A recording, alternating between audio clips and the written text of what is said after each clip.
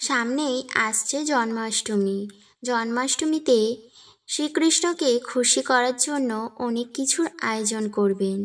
কিন্তু জানা আছে কি কী কী ভোগ তার অত্যন্ত প্রিয়? জেনে নিন তাহলে। জন্মাষ্টমীতে যে ভোগগুলো নিবেদন করলে গোপাল তুষ্ট হন। যেসব মন্দিরে গোপালের জন্মতিথি বিশেষভাবে পালিত হয়, সেখানে মহা সমারোহে শুরু হয়ে গিয়েছে প্রসাদ তৈরির তোড়জোড়। অনেক বাড়িতেই নিষ্ঠার সঙ্গে পালিত হয় এই উৎসব। গোপাল সোনার কয়েকটি প্রিয় ভোগ, যেটি পেলে সন্তুষ্ট হবেন। মাখন মিশ্রি। গোপালের ননি চুরির গল্প কারো অজানা নয়, তাই তার জন্মদিনে মাখন তো তার মুখে তুলে দিতেই হবে। খাঁটি দুধে তৈরি মাখনের সঙ্গে মিষ্টি মিশিয়ে তৈরি করা হয় মাখন মিশ্রি, যেটি ভগবান শ্রীকৃষ্ণ গোপালের খুব প্রিয়। গোপাল কলা।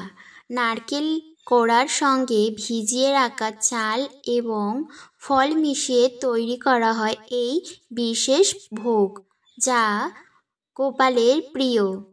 নাড়ু। এমনিতে কৃষ্ণকে নাড়ু গোপাল বলে ডাকা হয়, তাই জন্মদিনে নাড়ু অবশ্যই রাখতে হবে প্রসাদ হিসেবে। তালের বড়া। বছরে এমন সময় গোপালের জন্ম হয়েছিল যখন সেটা আবার তালের পাকার সময়, ফলে তাল ছাড়া কৃষ্ণ পুজো প্রায় অসম্পূর্ণ। তাই একেবারে ঘিয়ে ভাজা মুচমুচে তালের বড়া দেবতার সামনে থালায় সাজিয়ে রাখতে হবেই। ক্ষীর।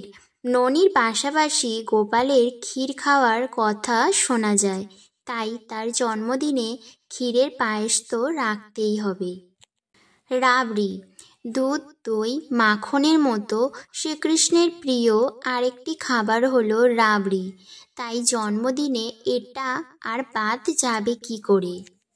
মালাই। কৃষ্ণের আরেকটি প্রিয় খাদ্য হলো মালাই। মোহন ভোগ। এটা হলো ঘিয়ে ভাজা সুজির হালুয়া। এর সঙ্গে ভোগে লুচি রাখাটাই রেওয়াজ।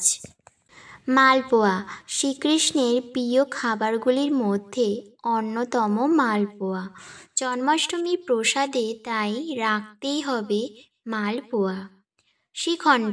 এটি দই দিয়ে তৈরি অপূর্ব এক খাবার। আমাদের রাজ্যে অবশ্য এই খাবারের তেমন চল নেই, কিন্তু ভারতের অন্যান্য রাজ্যে জন্মাষ্টমীর দিন শ্রীখণ্ড একেবারে আবশ্যিক। এই ছিল ভগবান শ্রীকৃষ্ণের অত্যন্ত প্রিয় কিছু খাবার, যা জন্মাষ্টমীতে দিতেই হচ্ছে।